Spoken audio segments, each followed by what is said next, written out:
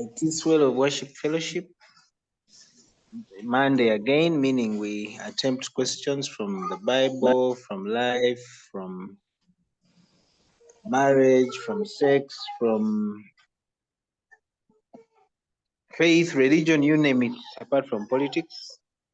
I'm saying attempt because we may not have conclusive answers, but at least we provoke your thought, provoke your thinking, and then God Himself, through the Holy Spirit, will reveal this to you as you continue to either read more, fellowship more, engage more, or even ask follow-up questions. So that's what we do here. We don't attempt to know everything, but we just give our thinking, our revelation about the same, depending on the issue that has been raised here. So the first question is from Peter. Peter is one of us here. Unfortunately, he's not online, but since we are recording this, I think you'll listen to the recording. And of course, you're also free to send us your question. If you listen to this audio, or if somebody forwarded it to you, you can send us a question and we can do a recording for you and share it with you. And of course, you can always join us via Zoom. We do this every Monday, 6 to 8 p.m. East African time. If you have time and if you have internet and Zoom, you can always join in, and it's always better when we are discussing this. Okay, so the question we are going to attempt is from Peter, and is asking, how can one be free after knowing the truth? For example, after I've known that I'm HIV positive, or my daughter is not related to me biologically, how can that truth set me free? Okay, that is a very loaded question. How can truth set you free? We always argue that ignorance is bliss, what you don't know will never hurt you, and so on and so forth. So here is Peter, I think, quoting a verse which I've forgotten about the truth setting you free. So what did Jesus mean by this? Lately in Uganda, we have a craze of DNA, men especially taking their children to these laboratories to find out, to establish paternity. And many of them have been devastated. There's a video that circulated earlier of a certain gentleman who, after knowing, I think the daughter was about 14 at the time, that it's not his daughter biologically, he lost a lot of weight, you know, and then later on it was actually established that the people in the lab made a mistake and the daughter is actually his. So what truth makes us free? I think that's what we need to establish. Is it truth that makes us free? Is it facts that make us free? Is truth and fact the same thing? Okay. Knowing that your spouse is cheating on you, how does that truth set you free, for example? And so on and so forth. So that's the question we are going to attempt first. My brother Bob, you're welcome. But let me start with Chitafe Mukatonda here, as I look for that particular verse so that I quote it. So how does knowing what you didn't know set you free? That is the question. Isaac? Yeah, thank you very much, Chair. That statement is said by our Lord Jesus Christ in the book of John, chapter 8. I think it should be around verse 32, something like that, 8:32. Jesus was speaking to the Jews, and especially those who believed in him. To them, when they will know the truth will set you free. When I look at the context of that statement, it presumes that there is doubt. It presumes that there is doubt in the person. There's something you are not sure of. For example, the Jews expected the Messiah, but they were not sure what the Messiah would be. And so Jesus is telling them that if they are going to discover that he is the Messiah, they are going to be set free. Now, when I relate that to the examples Peter has given, When you have doubt that this child is mine, then your heart is not settled. Okay? Your heart is not settled. There is doubt. So when you carry DNA test and you discover that the child is actually yours, hey, then you're set free. But also, if you discover that surely the child is not yours, it will perturb you, but it will also set you free. It will annoy you, you'll get angry, but it will stay for a short time. You will settle. It's better than staying forever wondering whether this is my child or not my child. The same applies to HIV/AIDS. If somebody messed up with a person and is not sure whether it's HIV positive or negative, that guilt, that feeling of did I contract the virus or not can haunt you. But once you take the test and it reads you're negative, you go like, whew. If you test and you're positive, of course, it will perturb you. But after some time, you'll come to realize that, well, I am not the first. So somehow the truth has that communication in us.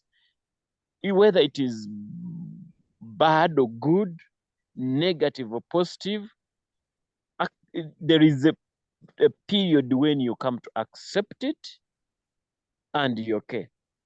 One time I remember something around 2007. I went to the hospital. I was not feeling well. And the doctor took the test and told me that I was suffering from a sickness known as microphlaria. That was the first time I heard of that sickness, and I've not heard of it anywhere else.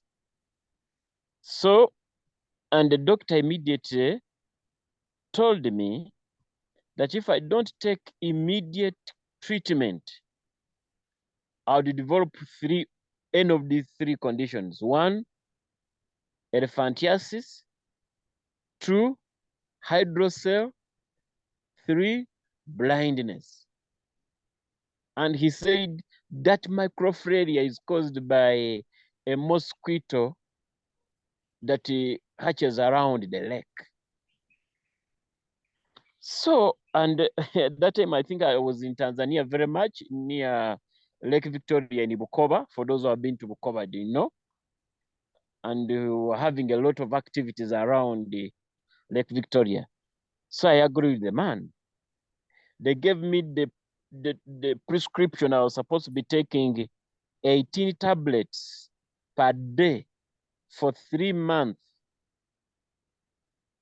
I tried the first day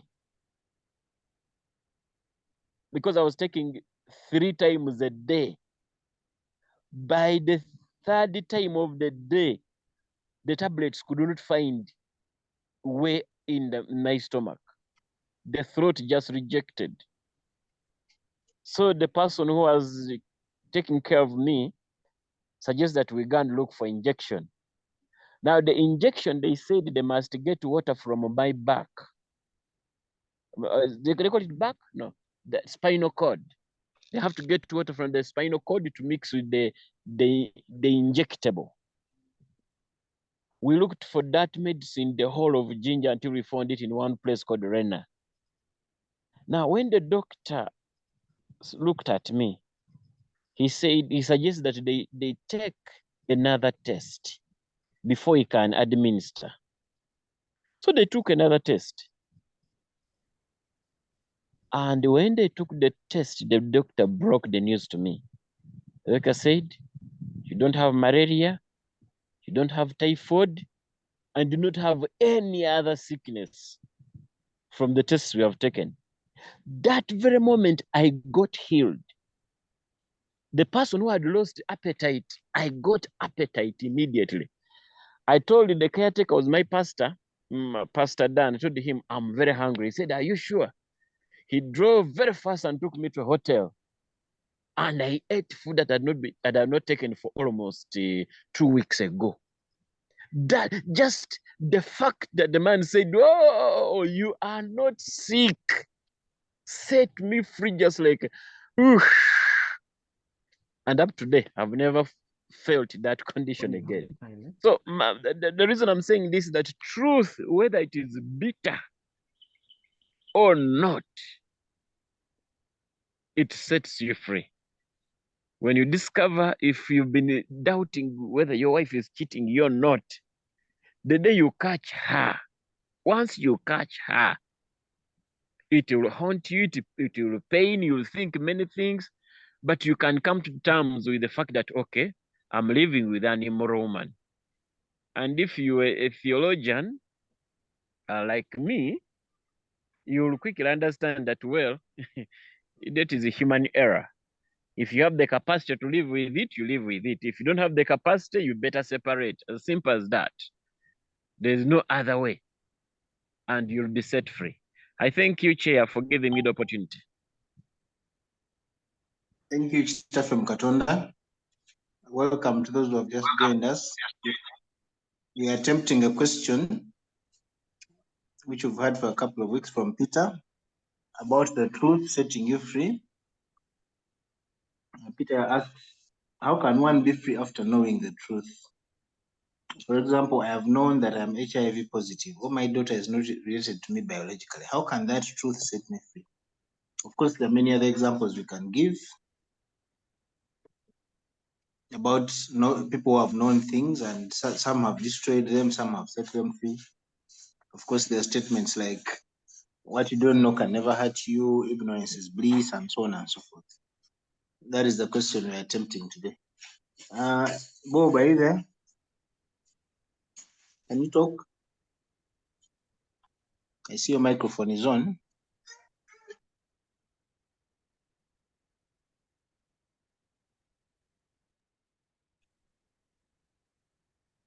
Oh, Bob has switched off his mic. I thought he was going to say something. Hello, my microphone is on. You just make my submission briefly. Yeah, please. Mumpulira. Listen. Hello. Kati. Nice in. Yeah, so being set free, I think that's a very important thing. And I'll comment a few things about it. You will know the truth, and the truth will set you free. I think before that, he's talking about, this was not a sermon on the mountain. I think he was talking to them, I'm from above, you're from below, like he was talking about the difference between him and the people who are following him, and the powers, I think, that he had, the authority he had, and I think about his mission. So the issue of knowing the truth in regards to that verse, I think, in John, is referring to people that once they knew who Jesus was, who he is, his mission is that he had come to set them free, free from the bondage of sin, free from, the slavery or slavery mentality, and that they will now be children of God. They will have access to everything God has to offer. They would be free. They would not be, we're talking about being, even when someone tells you that you're free, there's a slave and there's a free person and there's a slave, okay? So that they would be free in the presence of God, that they would no longer be required to, to justify themselves through keeping of the law, through seeing that they are always falling short because they couldn't keep the law, so that in him they will become free, and that truth in him would ensure that they lived a life, a very healthy relationship with their God. And so knowing the truth is not about just saying, okay, I've accepted Jesus Christ, I know him, I know what he did. It involves that, in that same word he said, if you keep my words, if you obey my words, then you will know the truth. So it goes ahead to remind us that we need not only to talk about, how he sets us free, but to know what his teachings are and practice those teachings. In those teachings, we are set free. So you go back to all the teachings that Jesus was talking about them. So if you are in Christ and you continue worrying and you continue, debating about how your future is gonna be, you are not free. You are always in that state of uncertainty. So, but when you embrace his whole teaching and his mission, you become a very, very free person. You don't have to reference other people, or, at what level they are, because God has your back. He has the best future for you. All those things. In today life, someone talked about DNA tests and all that. Yes, knowing the truth sets you free, because you can now make decisions based on what you know. It sets you free. I mean, people have given examples. I mean, your HIV, then you can take the drugs, and you will live longer. Be informed. Know the truth. Many people have have believed lies. When you are sick, and there's a fact that when you start taking on your drugs, you can actually live longer than other people who are not even HIV positive. That truth. Do you know the truth, or you're just clinging on some lies? So for me, that's what I understand by that truth setting us free. Yeah. People, Becky, can you talk? How can the truth set you free? How can the doctor telling you that you're going to die in the next 1 year set you free? I'm just trying to add on to the examples Peter gave us. How can that set you free?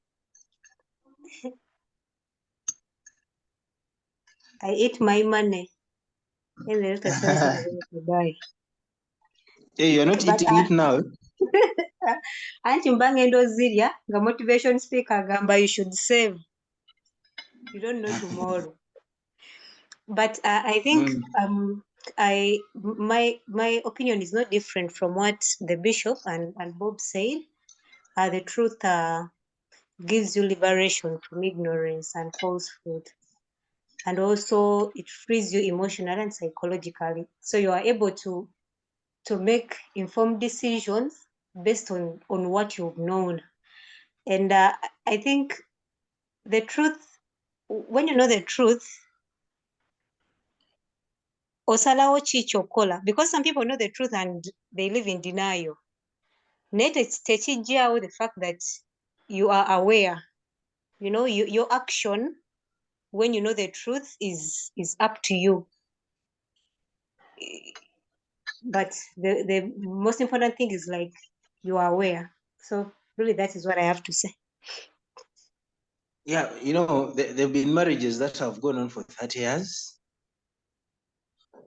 They've raised kids, they have grandchildren, and then at some point somebody brings information that the husband has another family somewhere, which the wife never knew about, and the marriage falls apart. Is that freedom? Setting the people free, or that is actually bondage now?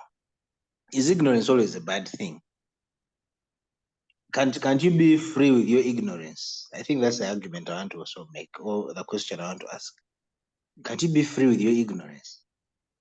Does freedom only come from truth? Is truth the same as information or facts? Now that's another question altogether. Anyway, Abby, can you talk? I like the spin. I like the spin. Thank you, Sebo. I'm trying to ask for Muntua Wansi, because there's freedom in ignorance as well, guys. I don't think we can deny that. Ignorance is bliss, or should I say ignorance can be bliss. Okay, Abby cannot talk clearly. Isaiah. Same questions I'm putting to you, Sebo. How can truth set you free? First, I would like to thank the bishop.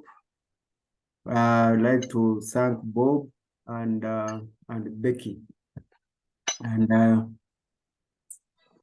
to me, I think they have convinced me as part of this fellowship. You see, when someone asks a question here, is asking for all of us. So I think I've been convinced by the three responses. So that doesn't to be that. But to complement those answers, I would say a few things. Number one, the verse is, as Bishop told us, is in John chapter 8, verse 32. And it says, you shall know the truth, and the truth shall set you free. Now, there are three important phrases in that statement, or actually words, not phrases. Number one is no. Number two is the truth. Number three is freedom. So once you underline those and try to understand them, then all other questions around that can be answered. So you shall know, that means, first of all, that knowledge is a possibility. It is important that we emphasize that knowledge is a possibility. And it is one thing that God is interested in. So God is interested that we know. So we should stop shying away from knowledge. First, knowledge is a possibility. Second, God is interested that we know. We know. And that does not mean that we don't know. Okay? We know, however, what we might be knowing might be holding us captive. Are you guys following?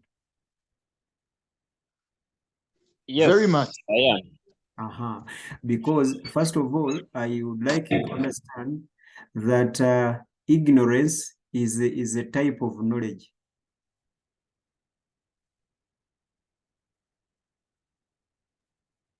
I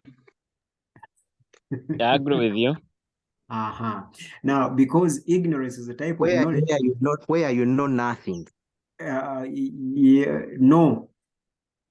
Where you know differently. It's not, ignorance is not where you know nothing entirely. No, ignorance is where you know differently. That's why it is called ignorance. It is a selective kind of information and knowledge that ignores some and appreciates and embraces the other. It is ignorance. Pastor Okambuzewo, Exactly. how do we separate ignorance from being poorly educated or having wrong information? Nze ndaba okumanya ekintu naye ng'omanyi kifu is being poorly educated, but ignorance is being clueless, whether of the truth or of error. Well, you asked how we differentiate. How we differentiate, we say ignorance is the umbrella. Then the other that you have explained is the practice of ignorance. Because yes, manange chimanyi for ignorance, whereby someone say mbadde simanyi, I didn't know, not that I knew differently, but that I didn't know. You're ignorant about this. You don't know about this. Exactly. Kakati, what you knew is the reason as to why we are having this fellowship, so that we contribute to what you knew, and we give you a different perspective that you have to go and think about it. Because you know, us here at iTiS, we do not conform to the existing patterns of knowledge. We try to challenge our existing patterns of knowledge. Ignorance is not the absence of knowledge. Because whoever you assume to be ignorant, they know something.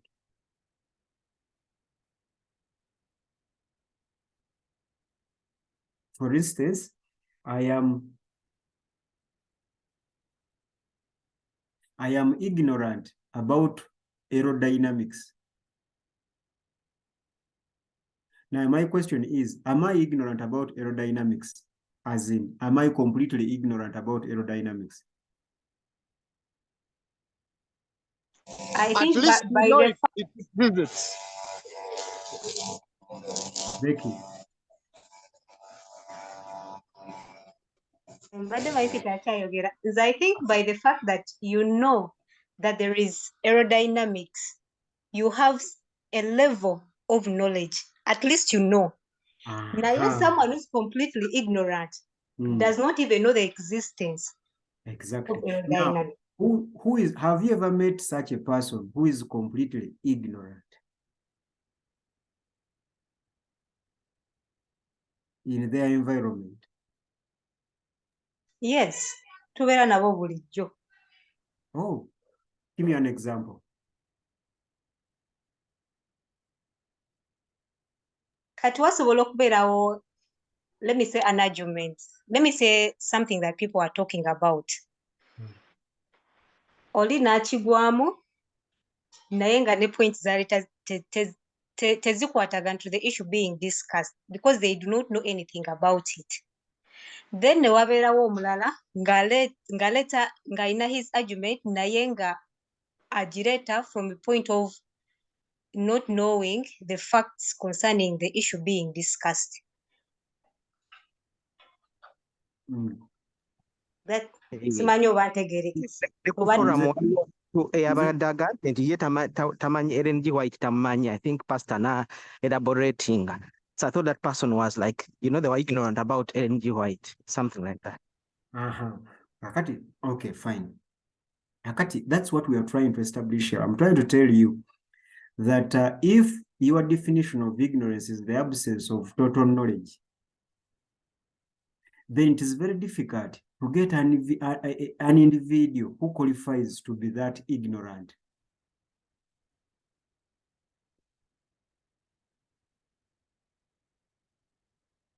Because there's a difference between obutamanya and obutategeera.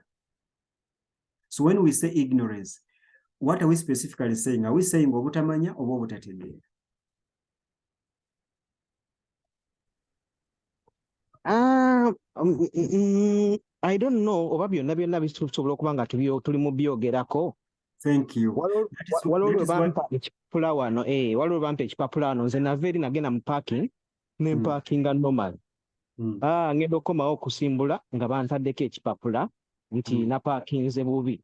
Nabadde sina kupaakinga nga emmotoka etunudde eri, nabadde nina gipaakinga nga akabiina ke katunudde egamba. Naye nga nali ndowooza nti just parking. Kati ekyo kiki? Ekyo butamanya oba butategeera? I think butamanya oba butategeera, it sounds a bit low. Oba butamanya. Buba butamanya because I didn't know. Naye osobola okubeera n'obutamanya nga tebulina butategeera, Mwami Nicholas. Osobola okubeera n'obutamanya naye ng'olina obutegeera. Mu butamanya muli nga bo mulimu okutegeera. Naye bwe ndowooza nti omuntu oba tomanyi then n'okutegeera oba totegeera kuba oyinza okumanyi naye ekibuuzo mutuulidde. Okuba nti nno tomanyi tekikufuula nti totegeera. In your example eyo bo wabadde omanyi nti neeyo parking naye badde tomanyi nti bapaakinga batya. So you had the knowledge that this is a parking space. But how do I park was the missing link. Kakati awo Beki kansooke nkwatira awo ndyoke nzireyo wali. Kati awo Beki wennyini obudda weekwagala awo. N'agezaako okulaga nti Bob teyabadde nekyenayise Peter mute. Bob teyabadde nekyenayise total ignorance teyabadde nakyo kubanga Bob Munnayuganda ali mu America, of course aluddeyo naye sitannaba kubeera conversant nayo mu buli kimu. Kakati alina we yatuuse ng'ebyawo n'empaakinga yaawo ng'ebyo tabimanyi naye nga kyokupaakinga so kiraba nti wano bapaakingawo kati yabadde talina total ignorance. Kati obwedda kyenkulemerako nga nkugamba mwannyinazi nti kizibu nnyo okusanga omuntu alina total ignorance ekintu ekiringa bwe kinsooka kiba kiyita ignorance. Okukituuma ignorance kitegeeza nti kisoboka busobosi mu bantu abaobservinga, abantu abalina observation naye ne baignoringa. Naye ffe twamanyiira nti ignorance kitegeeza omuntu atalina kyamanyi wadde. Ekyo si kituufu. Kyembadde nsooka njagala okusooka okugabana nammwe. Lwaki kino kikulu nnyo? Kubanga kigenda kutuyamba okutegeera olunyiriri luli. kati ate kitutegere n'engeri kituyambeko n'engeri gye tu-exercisingamu obulamu bwaffe wano. Omusajja yagamba banne you shall know, yaga ginosko lwe Luyonaani. Naye nga bagamba okumanya bamanyi. Enene abaga nti mujja kumanya. Ate kye bamanyi bakiyita mazima. Naye abagamba nti mulimanya amazima. Kati no sinnatuuka ku mazima naye nkyali bwezi ku kino ekyokumanya. Kati mbeera mbabuulira ebintu bino nga saagala kubalaga nti Bayibuli nzibu nnyo era yakwegendereza mbakange kange. Naye mba njagala gezaako okubalaga ebintu bye tuyitako obuyisa oluwunguko kye kigambo ky'Oluganda. Abatali Baganda oba ekyo munaakitegeera.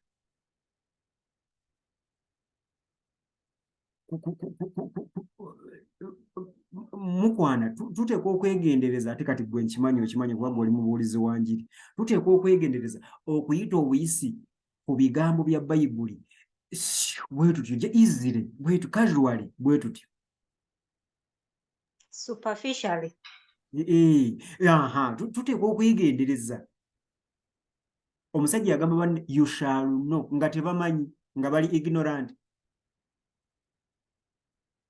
Nga bali ignorant. Ignorance kitegeeza nti tebamanyi. Kitegeeza nti bamanyi kitono, bamanyi bulala.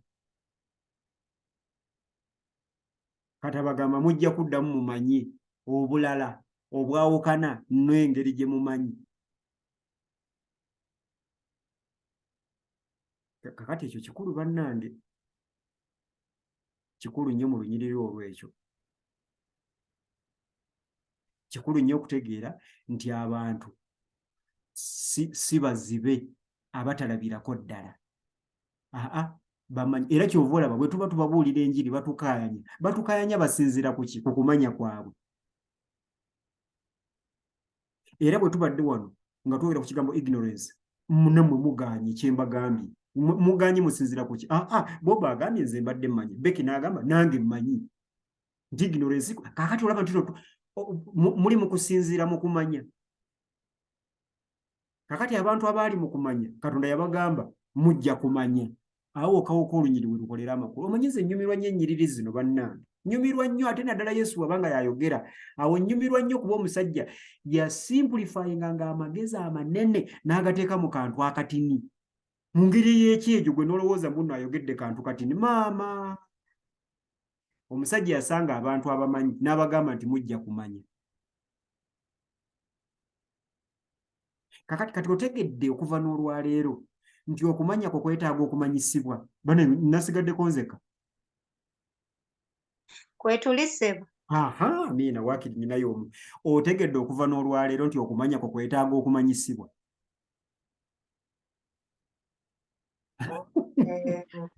Kati ekyo kyeyatandikirako. Ekyo kyeyatandikirako. Kati ekitegeeza yali tayinfoominga abantu bali ignorant. Kati lwaki bino mbatawaanyiza okubigendamu? Olw'ebibuuzo bya Jessiro bye yabuuzizza. Wangi Bob? Mbadde nzugiddemu nti nga Yesu Kristo bwe yagamba, I mean the way it is written, I'm not bringing you a new law but an old law you already know. Naye nga agibanyinyonnyola in a new perspective. Weebale nnyo. Kati bino mbibuuze lwa nsonga Jethro bwe yalaba kino ekibuuzo n'afuna omukisa ogutukyankalanya.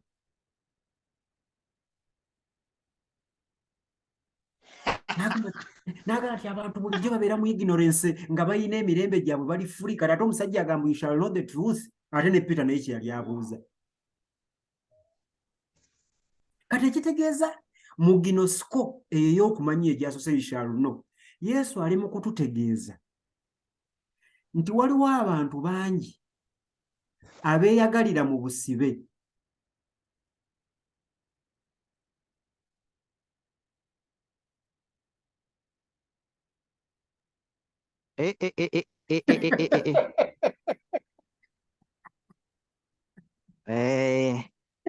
Anzijukiza gondi Tabo Manione eyafuringa abaslaves wano.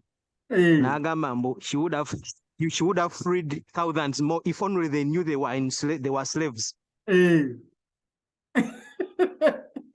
waliwo omuntu antegedde nga Bob. Nange ndikutegera bulungi ssebo. Kakati waliwo abantu bangi nga beeyagala, ali luzira anyiridde agezze, alina emirembe naye ali luzira.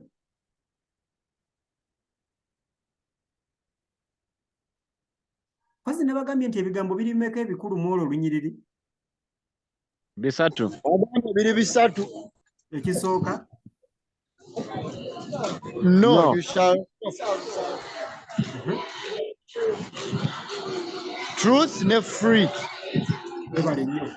Kati ekyanno nkyogeddeko, kati njagala obuukewo ogende ku free. Kati omusajja Yesu atugamba nti knowledge yo nkulu nnyo ku kwalite ya freedom yo.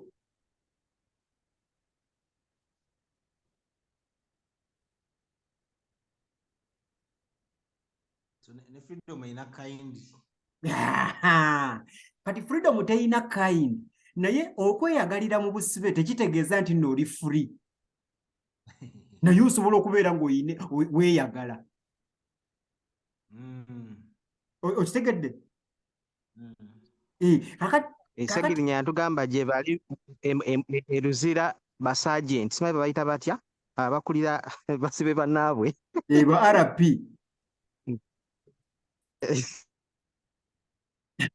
Kati ekyo eddembe ly'oyina mu butamanya buli bwe twayogeddeko bwe twatandikiddeko, eryo si lyeddembe lyayogerako, naye oyina eddembe.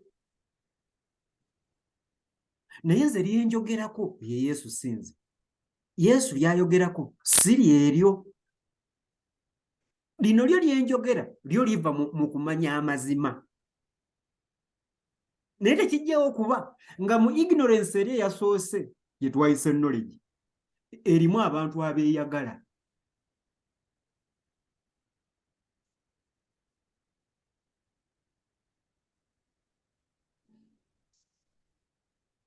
Kati awo ebibuuzo bya Jesiro ndowooza nga 3 mbizzeemu.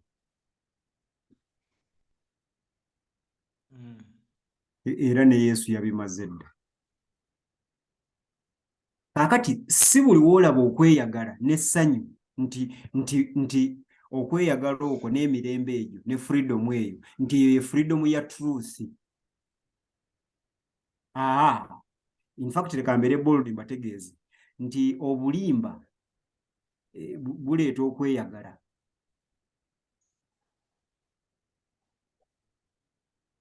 Obutamanya n'okumanya obulala bireeta okweyagala.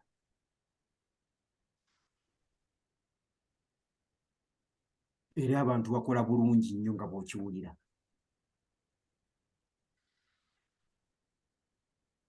Bakola bulungi nnyo nga bw'okiwulira. Kati ekigambo ekyokusatu kiri wakati kigamba nti the truth. Bannange, ekigambo ekyo mu Bayibuli tekiriiko mazima kyokka, nedda kiriko amazima.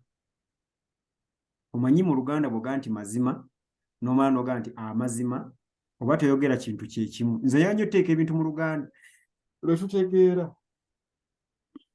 Oluzungu ndulekere bano ba Isaac ne ba Peter. Kubanga oluzungu n'oluyona luyina article gye bayita the, mu Luganda ye mazima.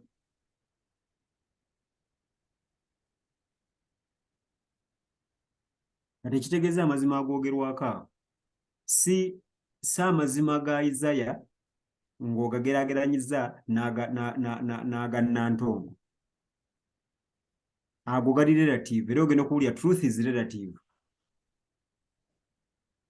Mu ssula y'emu, essula y'omunane ya Yokaana, olunyo lwa 3:2 lugamba nti mulimanya amazima n'amazima gali bafuula ab'eddembe. Olunyo lwa 3:8 lugamba amazima kye ki? Nga Piraato abuuza Yesu. Yesu n'amuddamu n'amutunula bw'ati mu maaso n'amugaa nti ogatunuulidde. Ekitegeeza amazima agoogerwako awo ag'okumanya si facts na concepts. Tegali conceptual. Nedda. Amazima agoogerwako awo ga being. Eyo ssuula ya kumeka ya 8. Iye. Aha. Kati mu ssuula eye-14 olw'omukaaga. Yes, sir. Aha. Ssuula 14 olw'omukaaga mu kitabo kye kimu ekya Yokaana yagaa nti Yes, sir. nze mazima, nze bulamu, nze kkubo. N'olwekyo amazima agoogerwako awo being. Kakati amazima agoogerwako awo si ye head knowledge. Nga Peter baagala ogamba nti bw'omanya nti abaana b'ennyina si bange, ago amazima ganseetinga gatya free. Ago si ge mazima agakuseetinga free. Omutendera ogwo ogw'amazima ogwo bw'oba oyagala kwogwo omutendera, Bishop yagunnyonnyodde bulungi nnyo, naye njagala kugwongerako akantu kano ogategeera nti okubeera mu nnyumba tuli ffenna ng'olabirira abaana kubanga omanyi nti nno babo biologically kabonero akalaga nti oli muwambe.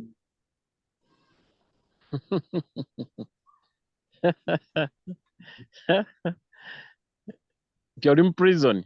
Oli mu prison naye weewamba. Anti kakati oli mu knowledge eri. Oli muwambe era gwewamba era toyina mirembe kubanga okolera ku biology. You are hostage to biology. Aha. Sebo. Wangi Sebo. Kyensaba otegeere, nsaba otegeere nti nkuwuliriza Sebo era omuzindalo nguggyeko. Peter obadde ki olidde ekyemisana? Agala bwagazi kututawaanya. Muwambe. Peter, you shall know the truth. Mpuliriza Sebo, kansirise. Kakati omuntu ali set free ateekwa okuba set free from even the biological connotations. Oteekwa okubeera set free ku bika, oteekwa okubeera set free ku biology, oteekwa okubeera set free ku madiini, oteekwa okubeera set free. Ebyo oteekwa kubanga gwe wabisumululwamu dda nti wano wende ndi mu kulabirira baana. Naye bw'olaba ng'omuntu aguluba n'abaana batwala ku DNA nga si bya kuwaanyisiganya musaayi nti ono omusaayi gono gunaakola mu oli, oli n'abafubutula abatutte mu DNA, ntegere oba bange ng'omanya oyo muwambe.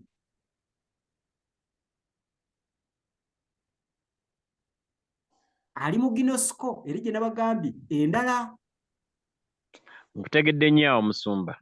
Ebale nnyo. Kaakati naye obuwambe obwo obuvaamu otya? Obuwambe obwo obuvaamu mu kumanya gali amazima ge nabagambye truth being, not truth concept.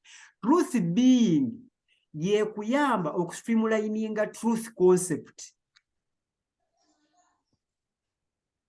Buli woofuna amazima gano aga being obukyamu n'otegeera Katonda obukyamu, amazima amalala gonna gagenda kubeera aligned kugana amazima amakyamu g'otegedde, era ogenda kubeera mwene ensi nga tobeeramu ng'owumpuguma.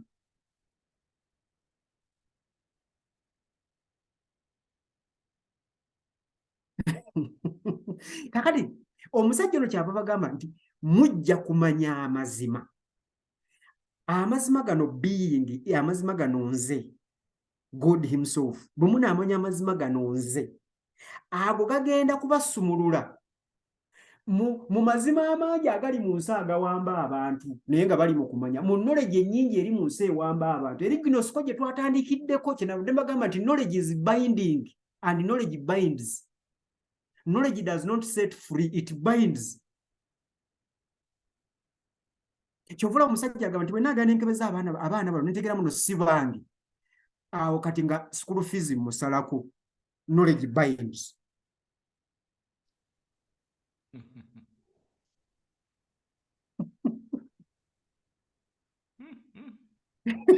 Mukitegedde ekyo? Bwe naategeera nti bwe ngenza okwekebeza ne mukyala wange ne tuvaayo nga ye mulwadde nga nze ndi mulamu nga nviira ewange.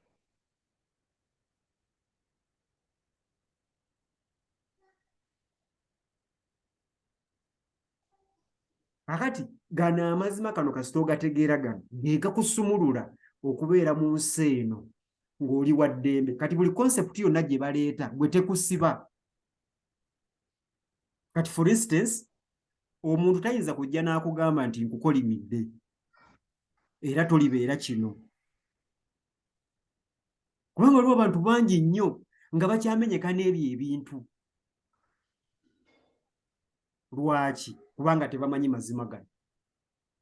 Abayudaaya ne Katonda ng'ali wakati waabwe baali bamenyeka ne Sabbath, baali bamenyeka n'okusaddaaka, baali bamenyeka nga bamenyeka nabyo, even in the presence of a physical God, God incarnate.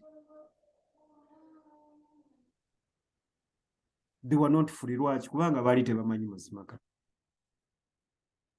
Kakati zzaayo obulamu bwo obuuza ekibuuzo naye bannange nzikiriza ki nze ze nnyina mu bulamu bwange nga zinsiba busibi? Bintu ki bye nnyinamu byenzikiriza mu bulamu bwange? Philosophies. These are my principles. These are my laws. Nze sikola bweti. Biki by'olina mu bulamu bwo nga bikubayindinga bubayindinzi? Omanyiza ekyo sikikyusaamu. Ebyo birina lwa nsonga tonaba kutegeera amazima, truth being. Bwentyo bwe nakula.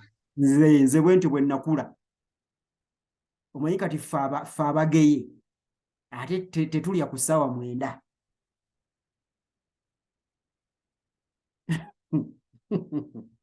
Biki ebyo by'olina bye wasimba ng'emisingi egitasenguka nga bisiba busibi bulamu bwo? Kati Yesu kye kyagamba nti bw'olimanya oba okumanya ku kasita kulimanyisibwa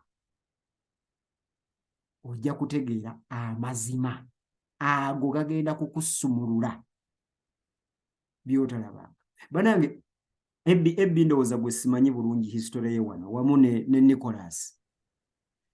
Naye kati nga ffe abaali babaddeko mu ddiini esiba olunaku lwa Saturday bannange lwali lwatufuukira ekikoligo. Wali tufudde. Naye nga ate bagamba tuli babi. Ate nga tumanyi nnyo. Bannange mukijjukire banne nti twali bamanyi nnyo. Nga tubikula tuli bamanyi nnyo. Ng'era buli alwogerako nga tujjayo ebitabo nga 15 Bayibuli nga kwogitadde. Ne tulyoka tukusomera ennyiriri 105 mu ddakiika 12. Naye nga gino square okumanya okwo kwonna kwetaaga kumanyisibwa. Ne tulyoka tutoba n'ebintu tosobola kwenda waakiri omasturbatinga. Wulira ignorance. Wulira ignorance bwetonya. Etteeka ligamba toyendanga waakiri masturbation.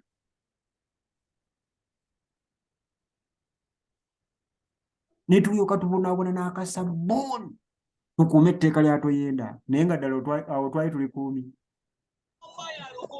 Ne bambagamba kuva ku Yesu banzite. Tetumanyi gye yatujja. Ozanyisa gwe ignorance. Mulimanya amazima nago gali bafuula baddembe. Bananga abantu abatabeera nko mu ddiini. N'olaba abalya kabizi ng'oyagala kuyita eri. Wala. Ng'odduka ebifi by'embizzi n'odduka n'embizzi ennamu.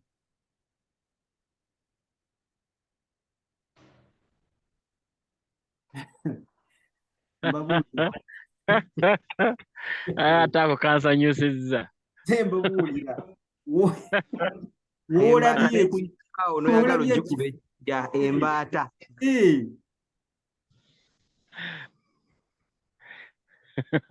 Naye omanyi omugugu gw'obutamanya gwe. Ate ng'olizirasi mu gwo. Anti ng'olizi kyovula nabagambye nti ignorance is not complete not knowing. Ignorance is a how of knowledge. Ate ng'eri aggressive. Very, very aggressive, bannange. Bannange nanyiiga nakola emyaka 15 nga nkozesa maanyi nga nkolera kaluta emyaka 15 naye nga sigambwako nga ndi Mumanyali International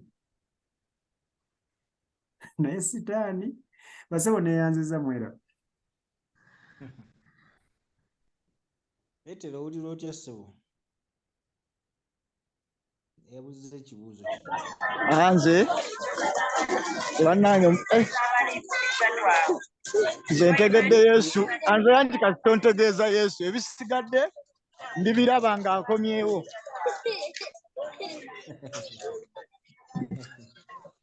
Kale daddy.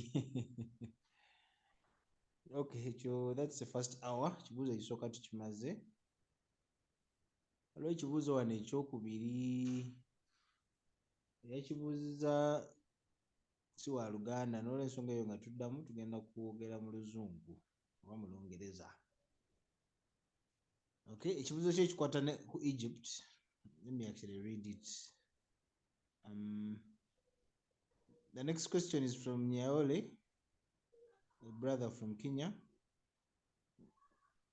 And this is what he sent in. Egypt is depicted in the Bible as an evil and profane nation. Yet it is certainly is one of the critical cradles of humanity as we know it. Moses, Abraham, and the Greek philosophers. But you are low, Jethro. Really? I don't know whether it is with me alone. True. Assemblere microphone ali wala. This is sad. Somebody called me in the middle of, I think that affected my audio. I'm still low, eh? Yeah. Charlie. Okay, let me just leave and come back again. Sorry. Okay. But first, let me paste the question in the chat so that you go through it. Then when I come back, we'll attempt. Sorry.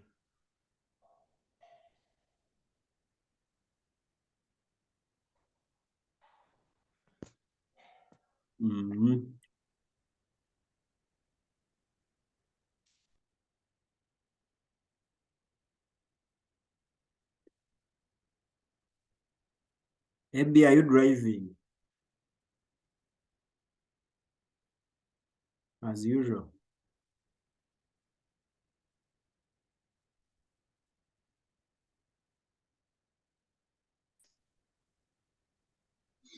Okay, I'm back. Is that better? Does that sound better? Yes, you are back. Yes, you're fine. Kulikayo. Driver totomera.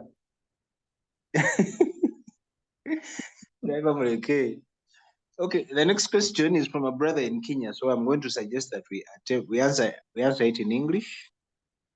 It's a question about Egypt. Obviously, okay, let me first read his question and then I'll try to give my own understanding of it. He says Egypt is depicted in the Bible as an evil and profane nation, yet it is certainly is one of the critical cradles of humanity as we know it. Moses, Abraham, and the Greek philosophers all learned their craft from Egypt. But where did Egypt gain her wisdom? Biblical stories such as Noah's Ark and the flood existed before the Bible was ever written.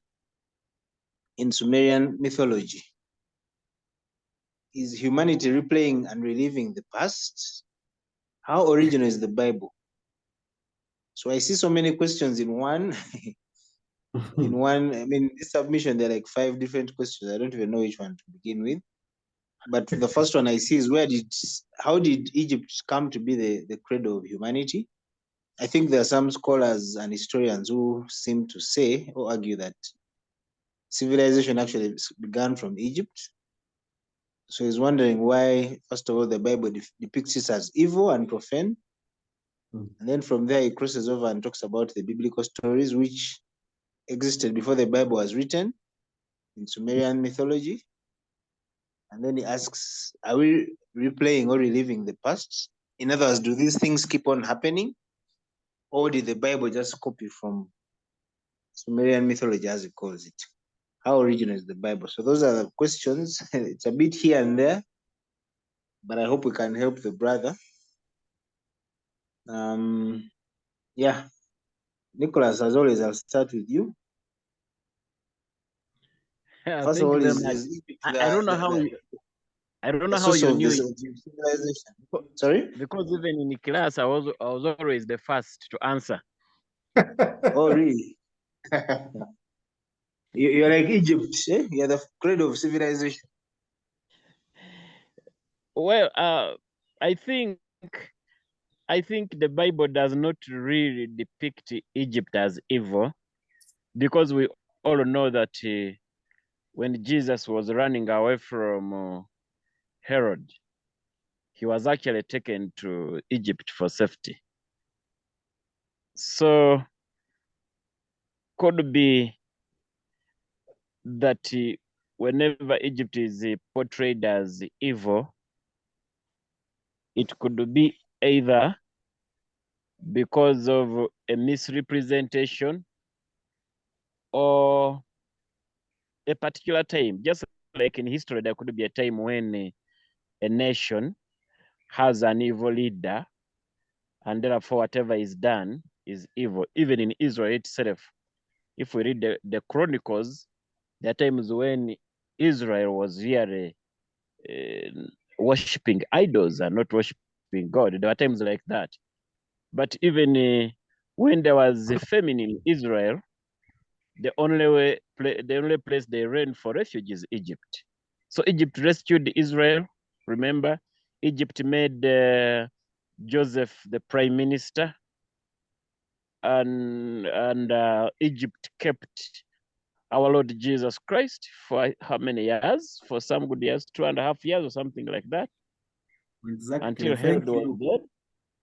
Beg your pardon? Thank you so much. I like the way you are dismantling this question. Thank you. You're welcome. You are welcome. So yeah, when I look at it, I don't want to think that Egypt is that evil. Chair, why don't I stop from here and then I'll keep chipping in as the discussion goes on? Because I'm thinking about there are so many questions just about the originality of the Bible. Where did Egypt get her wisdom? Peter. You have background noise, eh? It's Peter. I think Peter is walking. I think he's walking. He loves walking. He's walking back home, I suppose. So I was saying before that you go talk about the originality of the Bible, the brother seems to say some of the stories in the Bible were there even before. In the Egyptian mythology, I think that's what he calls Sumerian mythology. So is the Bible original? Did it copy? Or did these events actually happen again? Before you go. Solomon says in the book of Ecclesiastes that there is nothing new under the sun. That's what Solomon says. But what he has alluded to, I've not read about that Sumerian mythology. I have no information about it, so I cannot really say this or that. Probably I'll do it. Yeah, but that is what I can say for now. Thank you very much. Hello? Oh, Peter, you now have no background. Please proceed. Yes, I was hiding. I just moved away from noise. I'm somewhere here in hiding so that I share my thoughts. Sure. First and foremost, we need to establish whether when he says Egypt, he refers to the geopolitical understanding of the present day Egypt. Because like everyone knows here, because we have said it before, Uganda, America, Kenya are not creations of God, are they? No. So probably we need to first establish the geopolitical understanding of what the person asking is referring to. Is he referring to the country Northern Sudan according to African current geopolitical map? Yes. And if so, the able members on this forum, the able ones who are informed, rightly informed, is that the Egypt that is reported about in the Bible? Yes. Okay. Okay. All right. If that be so, all right, then that is resolved. Point number 2. Historiography is the study of the verity of history, the perspective from which the history has been told, and why it is so. So if the question is historically placed, we need to ask, who writes the history of Egypt according to who, and what informs the historical fact? Because, for example, I am a Muganda of culture by cultural conception, and I cannot report about Apollo Milton Obore like Norbert Mao would. And listen to this. If the person asking this question is a Kenyan, we are privy to a certain history that Jomo Kenyatta is a Mnyoro. Now, I wonder if the Kenyan would agree with that or would report about Jomo Kenyatta like I have. My point here is that this discourse is subject to who reports and what informs their report, according to the factors influencing their information at the time. I shall not go into biblical archaeology or Bible archaeology. I would like to restrain myself to the talk and text, what I call discourse, to that perspective. And probably from that, we can know why whosoever talks about Egypt the way they talk about it, talks about it in that way, then we can settle the matter. Thank you. I submit. Thank you, Petero. Petero, the background noise. Bob, would you like to attempt the question? Okay, there are many questions in one. You can pick one. Several. Jendi ignorant mka area yako. So let me not waste people's time. I'm just listening. Yeah. Okay. How Becky, ignorant is Bob in that area? which kind of ignorance? Total ignorance or this knowing ignorance? I don't even know what I know. So okay, Becky, would you like to say something? But I think it has, and there's that thing of, I mean, someone was writing about history. I think Peter has tried to put in some bit of my perspective too. Like, for example, if I'm reading the book of Mark, I need to know that he actually went and was asking neighbors about the events around Jesus, and then he documented that, and we have the gospel according to Mark. So, like the people who wrote the Bible and who wrote the history about the history of Egypt, where did they get this information from? I think understanding that genealogy can probably bring some perspective to it. So, but I don't have much to comment on this topic. You see? Okay, thank you. Isaiah, over to you. At that level, Becky, I like that. also ignorant. I think the first question in on the list of Nyaole's questions was ably addressed by Bishop Nicholas, and of course Peter. First, Bishop demonstrated that Egypt is not depicted as evil in the Bible. it is actually largely depicted as ably represented well. And then those parts where it is depicted as evil, Peter came in very handy and reminded us that it is not the report, but the reporter. After having 4 generations suffer slavery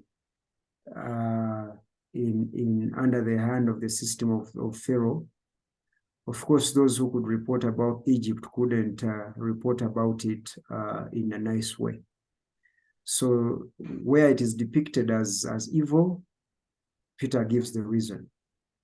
Largely, Egypt is depicted as a place of refuge.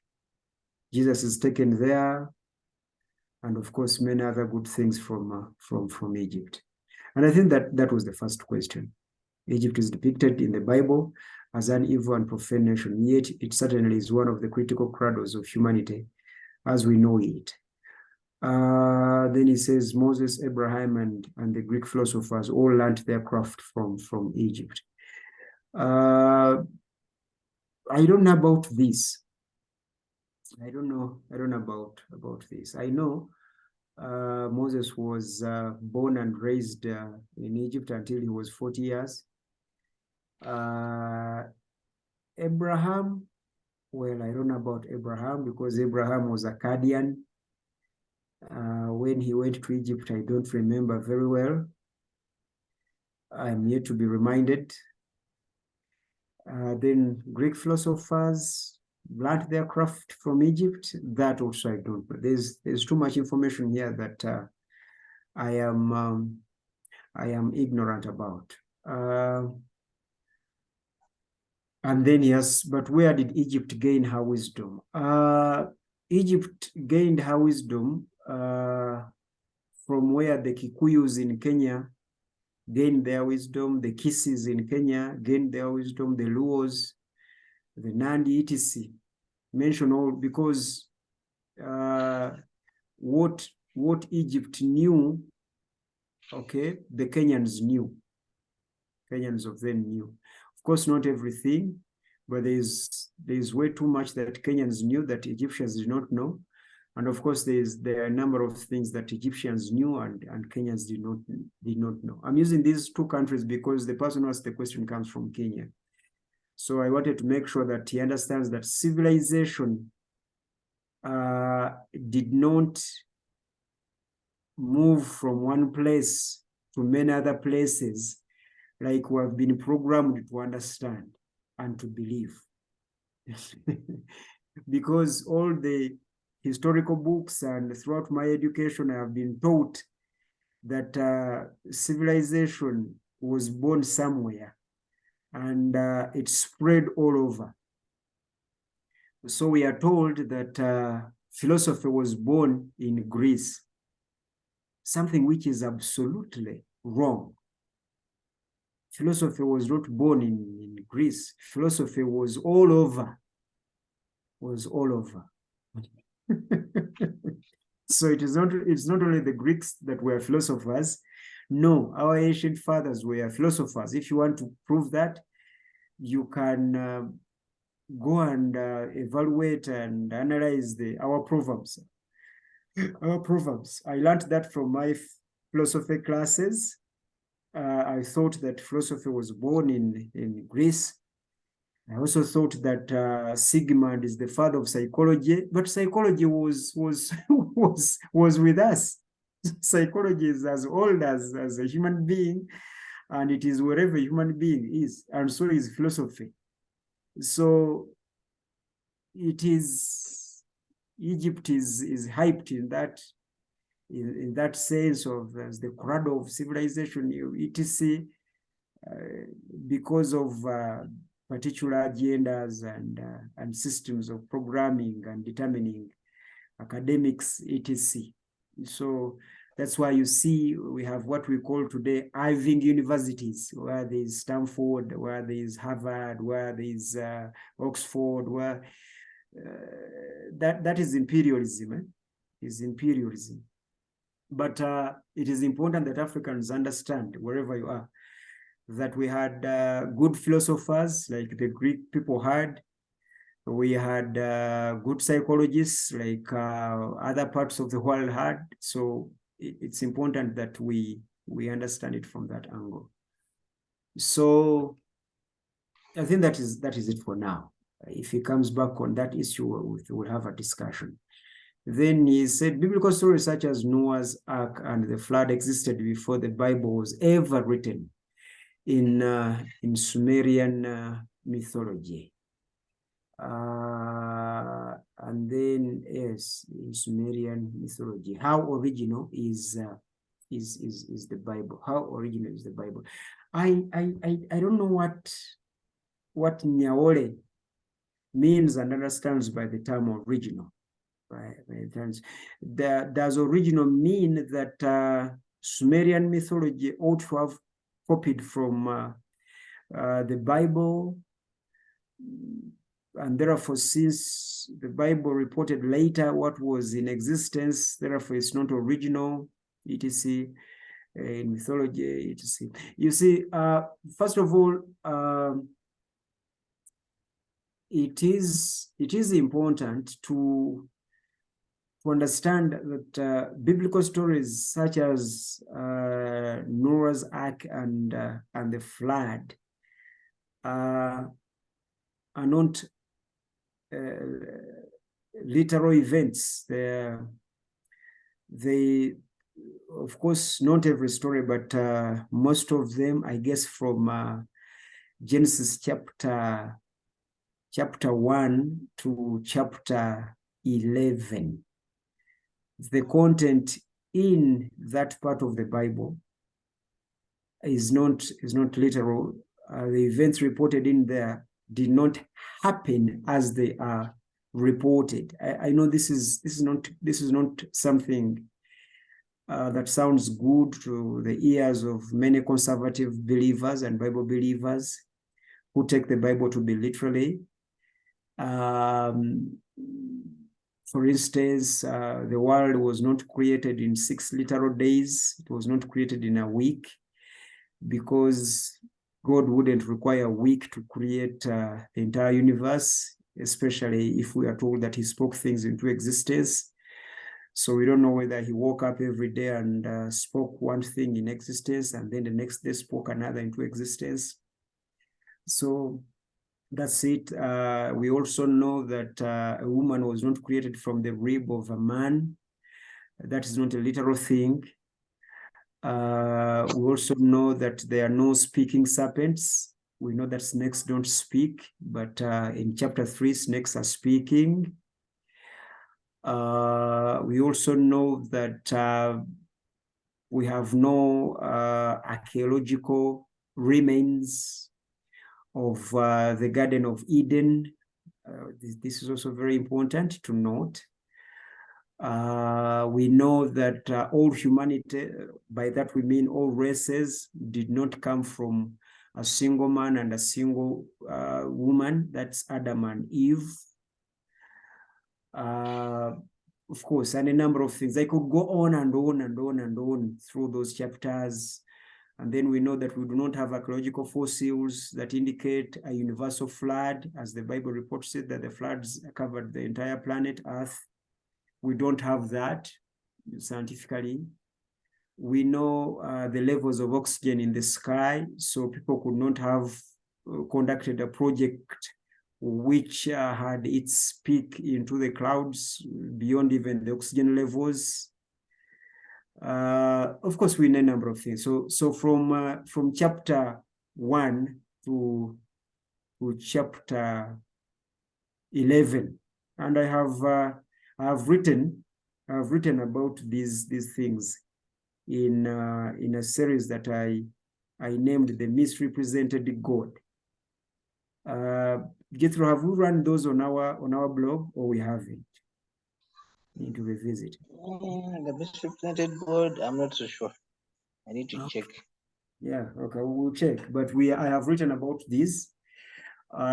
So we all know that these were all mythologies, and we have always told people that every mythology has a theology in it, and that's what we dig for when we're reading the Bible, especially that part of Genesis. That's what we dig for. And again, when Nyaore says that Sumerian mythology, Sumerian, Nyaore has to understand that the Jews or the Hebrews were part of the Sumerian community. We are part of the Sumerian community. So when they are reporting about these same mythologies, he needs to understand that they are original with them because they are part of that Sumerian community. The Hebrews are part of that Sumerian community, which is in the crescent of the ancient Near East. And the ancient Near East covers all that area where the Babylonia and Israel is. So that's the ancient Near East. That's Babylonia, Egypt, and of course that center of Israel.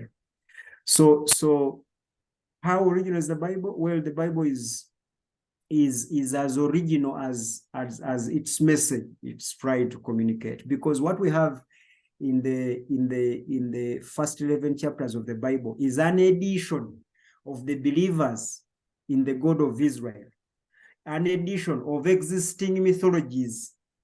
Of course, there's a mythology of creation that is actually depicted in Genesis chapter 1, verse 2. Then there's a mythology of the first man, and that mythology of the first man and woman is cuts across the entire planet.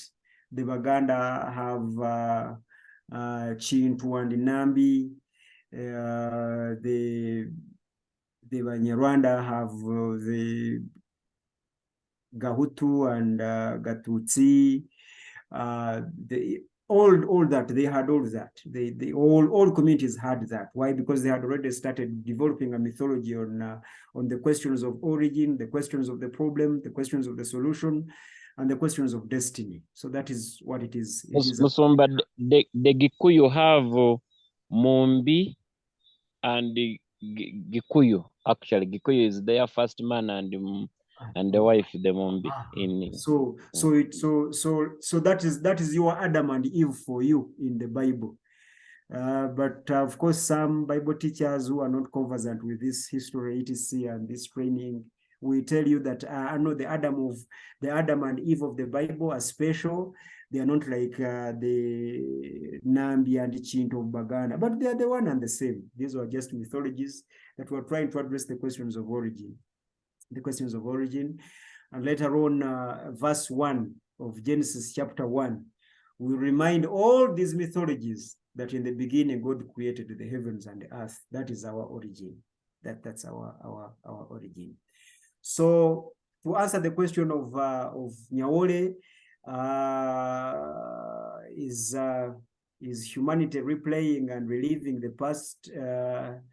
No, it's not replaying. It's continuing to live and to reveal God the Creator, and of course God the Redeemer, as we have. And the Bible is as original as its message that is presented through these mythologies is. So to discover the originality of the Bible is, first of all, to understand the message of the Bible, because many people read the Bible literally and they miss the message of the Bible. So what matters in the Bible are not the teaching aids that the Bible uses, aka the mythologies reported in there, but to use those teaching aids to make sure that we discover, embrace, and appreciate the real message that the Bible is endeavoring to communicate. So, Mr. Moderator, that's what we can say about the questions of the brother for now. Okay. Thank you for the responses. I think he has enough to chew on, and if he has any other follow-up questions, he can always get back to us. He and Peter, I think, are the ones who send us the most questions. Yes, Becky. I also think on the first question that Egypt's geographical position and its military power made it give it an advantage for it to position itself as a set of civilization. As Peter asked whether we're talking about of we're talking about Egypt as we know it today. And I think we all know that by that time, territories used to expand and decrease based on how powerful and invasions that were being taken. So I think Egypt had a chance to copy from other civilizations that were around, Mesopotamia, Nubia, and others. And because of its geographical position, and it has the Nile, they were less susceptible to famine. So when climate changes hit other areas, people used to migrate there to get food, like we read somewhere in the Bible. And I think people who came with their knowledge, and Egypt took it over or adopted it. And since it could, it is depicted or indicated as the first people who developed writing, it also gives it an advantage. If I'm writing the story, I can give myself many points. I did this, I did that, even if I copied it from someone else. That's what I think. Yeah, thank you, Becky. Thank you for that addition. We have about 24 minutes. I wonder which question we can attempt in 24 minutes. But the one of coaching life. Oh yeah, that's the one I was actually thinking about. This one is from Peter, and he asks, who is a life coach? Life coach in quotes. Who is a life coach? Can life be coached? Why and how? Who is a life coach? Can life be coached? How and why? That's a very interesting question. Stephen Gatona, you're going to go first as usual. Thank you very much. No, life cannot be coached. Actually, life coach is a motivational word. In the world of motivational speakers, we need words that can increase our market. Hey, the word has gone out. Marketability. Hey, marketability. Yeah, thank you very much. So it is a motivational phrase, but life cannot be coached. If you discover even your own children, you may want to train them in a certain way, but it will always backfire. Have an experience over that. My home pastor was a doctor before he became a pastor, and he gave up with the practicing medicine, but he longed very much to have one of his children become a doctor, and he lost terribly. Of course, the children would be eager, they will talk about it, but they reach somewhere and like, we need to take our own route. The last born, I stayed with him in College Wairaka. I was doing PCB mathematics, but the guy was reading all the literature books I was teaching. And he was the speaker of council. He was the newsreader on assembly. The guy was an artist, but the father was training him to be a doctor. And when he finished, he told the father he doesn't want to do that. But in a world of capitalism, you need to be wise. You need to create things that can make you visible and important. Anyway, those are my opinions. Thank you. Thank you, Stephen Katonda. When we are parenting, what exactly are we doing? Is passing on values that have stood the test of time, is that a form of coaching, or it is something else? What are we doing when we are parenting children, at least? No, I think passing on values and coaching could be two different things, I suppose. And children or human beings, let me use human beings, will always pick on those things that make them comfortable. Even when you talk about values, there are things that will not be comfortable to them and they will not pick them on. I'll give you an example. Many people in my community would love that their children go to school, study, graduate, get a job, and then marry. But things don't happen always that way. Some of them will get children in primary 7, marry in senior 4, you know, before they get a job, things like that, before they complete studies. Human beings are too complicated to be understood. In fact, Jeremiah says the heart cannot be understood. A human being cannot be understood. So you do your best in parenting, you do your best, but just know the child will take on what they wish. In fact, at this very moment, I want to tell you, Chair, that for me, I made up my mind that I'm going to do whatever I can do for my children. But should they fail on the way, I'll still support them. For example, if my daughter got pregnant in the senior 2, I would not kill her. I will support her to go through the process. If my son married a daughter of a witch doctor, I will not send him away. I'll even pay the dowry. You know, I want them to do the right thing, probably the right way, according to me. But I know human beings cannot be twisted on a hook. So parenting and the passing on values, and the coaching may not really be similar, because coaching means that you want a person to do things in a particular way.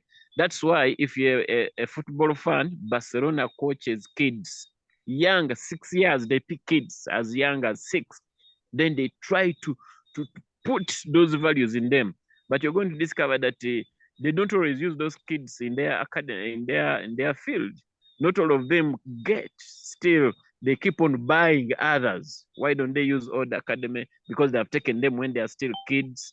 The issue is simple. Human beings will always do that which they feel comfortable doing, regardless of what you want to do. Thank you, Isaac. Of course, I mean, there are so many questions I could ask. Papa. Yes, Nancha. Banange, omukulu Nicholas oyo, does he know what? Nsanyusa okulabako bannange. Nancha, I thought this is not a Buganda reunion, you people.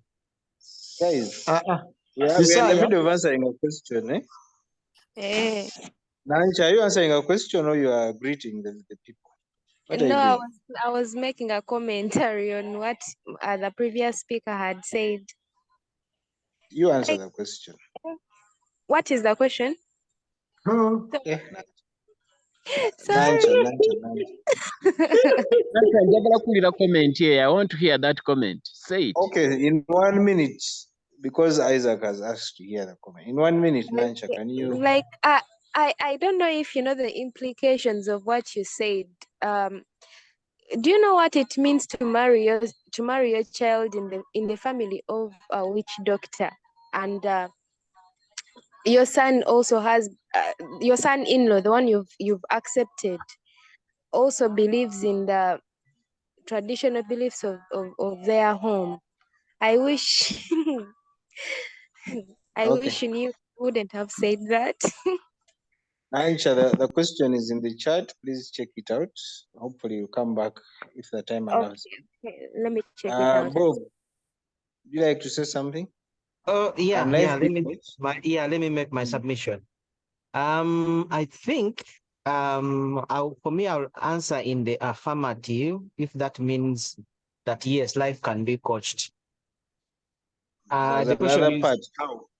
Yeah, the question is it easy? Is it possible? And I'll define this. There are two terms here. We have a coach, and we have life. If a coach is someone, from the way I understand, who brings in the best out of you in a skill or in whatever, but to take example, yaba coaching abo mupira, nti ayagala team to bring the best out of the team, nabakoze exercise, nabagamba let's do 4-4-2, all those formations, such that it brings out of the best out of them so that they win a game. Then if we are defining a coach in terms of life as someone who is going to bring the best out of your life, that if we're defining a life coach as something like that, then I can say it can be done, and it is done in different ways, where as I think Nancha was trying to submit, that even when we are growing up, we are being coached for life through our families. Our fathers are coaching us, Our mothers are coaching us by the way what they tell us. So that is the perception of, that's the way they will see life.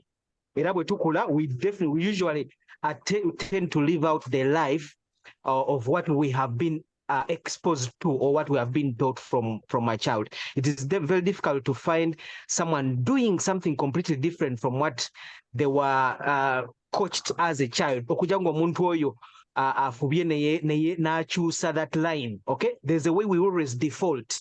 Now again, just because life can be coached, that is why even someone bwakulanga bamuyigiriza a certain way, ayinza okufindinga another coach in life, ate coach oyo namubendinga in another direction, namukyusa namubendinga in another direction, namutekamu other values, other way of living. So me, I think it is something that is done every day. The issue is what someone is coaching you going to bring the best out of you, oba kigenda kunnyika. That is why football teams change a coach every time they don't get a trophy. Or you cannot reach us where we want to be, but one season, let's bring another one. So sometimes the people who have coached us, and I'll put in quotes, but what the katwa, okay? So, and if I'm talking this on a biblical point of view, I'll say that if we want the best out of our life, our coach is Jesus Christ. He is the way, the truth, and the life. So when we talk about life coach, I'll say this is not different from the previous question kind of way we try to look at. So because Christ is everything, if we want the best out of our life, let us read his word, let us mimic him, let us abide in him, and let us live life yielding to the Holy Spirit who is in us. Then we will get the best out of life as we journey on this Christian walk. So that is my submission. Thank you, Bob. Time is not on our side. Becky, Bob has made a very interesting contribution. If coaching means calling out the greatness in you, then why not? Do you agree? Yeah, I agree. That someone can actually call out something out of you. To me, a coach is like a guide. Someone who helps you to put your life in a line, and they help you to set goals, your personal goals that you want to achieve in life, and to make positive changes, and to also overcome obstacles. Sometimes to be maybe to live, but you need to someone to talk to, someone to guide you through the various challenges that you're going through, and this could be our pastors, because every person, not every person, some people we interact with make a positive impact in our lives. Our pastors, our teachers, our parents, like the vindicated. So to me, life coaching is relevant, and I think everyone should have someone they look up to as their coach. And if you are able to have a one-on-one with them, I think that would be the best option to go for, based, of course, on what you admire about them. That is what I think. Okay. Thank you, Becky. And of course, people need help in different areas of their lives. Some don't need the entire, spectrum of life. Some just need maybe financial coaching. Others need career coaching, and so on and so forth. Moderator. Yes, Tom. But speakers have also say, are they addressing the how of life, or they are addressing life? Kubanga obeera ne coaching wa mupiira ateekwa okuba nga omupiira amanyi the how and the what of football in order to coach. Now expert w'obulamu eyatuwa obulamu Yesu, sirowooza nti naye atugamba nti atukosinga, atugamba bugambi mu ngoberere. So Becky ne Dr. Bob addressing the how of life, or addressing a life itself. Can life itself have a coach? Era boba defining bulamu the how of life oba ekibuuzo kyange. I can help them answer that for you. Please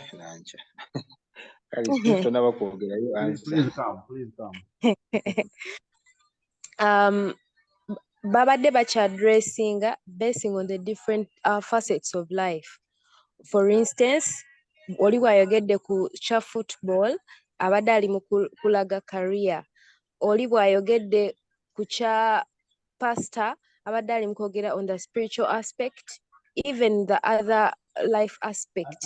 Anti ekibuuzo kijja nantya. Mhm. Byoyogerako, is it the how of life or that is life itself? Life itself. Huh?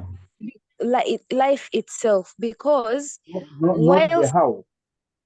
No, life itself, because whilst I am living this life and I am having trouble and questions in what I'm experiencing in my spiritual life, I go to my pastor and my pastor addresses these things, and I start to viewing them from that perspective they have given me, and then addressing the needs that I am having as a person in that particular area. Then I can come up with answers and I continue to live. And as I keep getting more questions, I keep growing, I keep learning, I keep growing.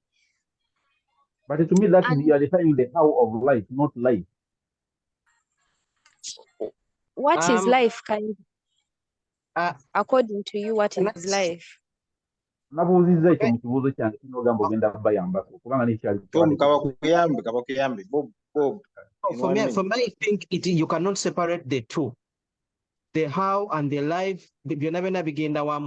I brought in that issue of as a Christian in the end when I was saying, because for us as Christians, Jesus says he is the life. If we want life, we need to follow him. Now, following Jesus, sigenda kuyiga how if I'm a tennis player, because part of my life, part of my career is to glorify God through playing tennis. If, for example, I'm a tennis player and a Christian, I want to glorify God through playing tennis. Where if I win, I want to say, okay, God has enabled me to do this so that I lift him up. And I'm like, hey, but then I will need a coach for that, an athlete coach in that area. So I'm not separating anything of life itself, whether the deed or the how, in my thinking. Thank you, Bob. That's Thank you, Bob. all about that. Thank you, Bob. Francis, can you talk? Yes, I think I can talk. I you've got the question, right? You've been following. Yes, I've been following. Let me first address. I'm addressing Tom and the earlier speakers, maybe commenting. When we talk about life and the how of life, to me they're the same thing, because the way we live life is life itself. And as Jet said, life is lived in different spheres. We have the sphere which is well known to me, which is the financial realm. We have the spiritual realm. We have the social realm. All those realms of life are different sections of life, and they're different coaches of different realms, those spheres of life. That's why you have financial coaches, we have spiritual coaches, we have career coaches, we have in different careers, they are coaches and all that. And a coach usually is an experienced person, a person who knows, who is knowledgeable and has lived through that realm. You don't get a coach who just had theory. No, you can't get a coach who has theory. A coach must have the theory and the practice. They have lived through that, and they've made mistakes, and they've learned from those mistakes. So when they're addressing you, the person they want to improve in a particular area or sphere of your life, you find that they are speaking from a knowledge base and from a walk they have taken. So you will be better able to trust someone. I've seen so many people, like in my field, my financial field, people don't actually. You can even tell lies to people as long as you've walked a good financial walk. So it's very important that the coach themselves they have walked it and they have. Pardon? Nti omwavu tateesa omugaga kyayogera kyonna kiba kituufu.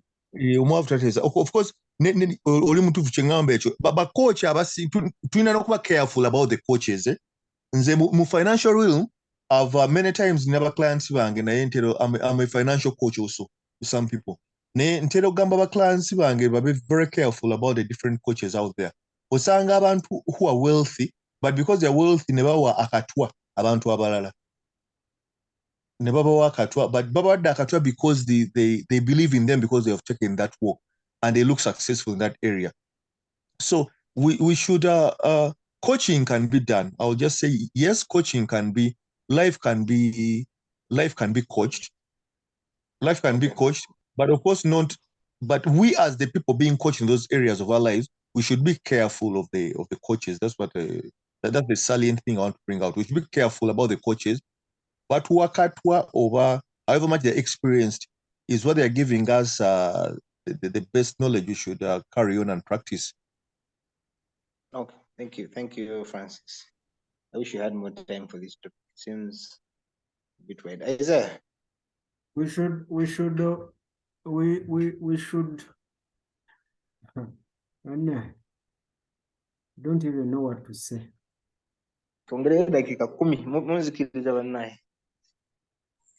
Yes, kubanga nange sinafuna sport yange. Isaiah agenda maaso. Yeah, I'll use the 2 minutes. And maybe in the future we'll get another opportunity to share about this. But for me, I think, first of all, I have said in the past, and I would like to say it again here. I don't work in heaven, and I'm not here to advise heaven and God himself. But I think people must qualify to come to this planet.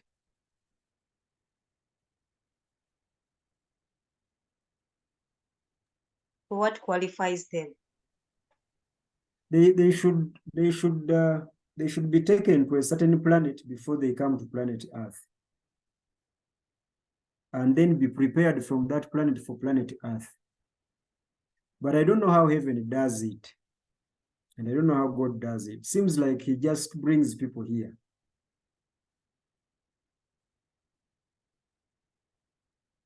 And I have witnessed it in various spheres of life. You find people on planet Earth, they are as old as myself, and they have no clue whatsoever where they are. And they don't know what to do, what not to do, how to live. All they have is life, but they don't know how to live it.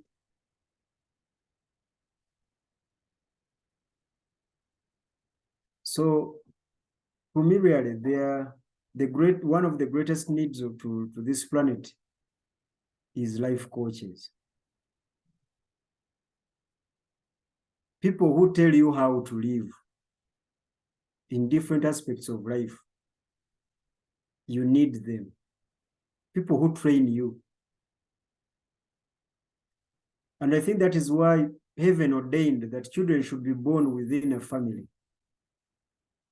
The reason for that is because heaven thinks that it is at that unit element of every sociology known as the family where you should be introduced to life and living, where you are taught lessons of repentance, lessons of forgiveness, lessons of relating with other people, sharing, etc. So at our initial stages, for those of you planned kids who are not like us bastards, but you, the planned kids, we are so blessed to have arrived within the unit element of the large sociology known as the family, where there is dad and mom, where there are penalties and rewards, etc. You are being trained about life. Unfortunately, some of you were born within that setting, and there was nothing, because you were born with parents who are not coaches, who had learned nothing and forgot nothing in life. So there are many of you who are born and raised with with the parents who are more actually more idiotic than you. In fact, you find some children advising their parents.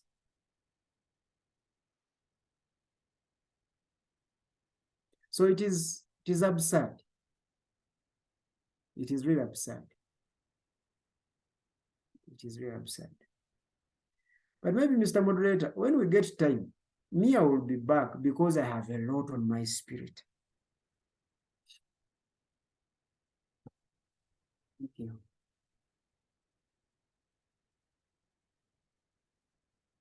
Thank you. Thank you.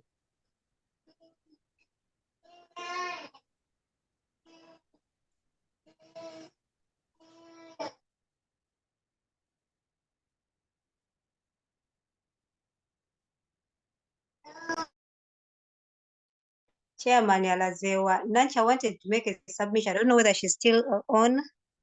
No, Nansha dropped off, unfortunately. We'll tackle this question again next Monday. I promise you guys. Kale, thank you. Add on the motivation speaking aspect as well. So thank you for joining in, guys. Ladies and gentlemen, have a great week and see you on Thursday. Thank you. God bless. Thank you, Chair, for guiding us.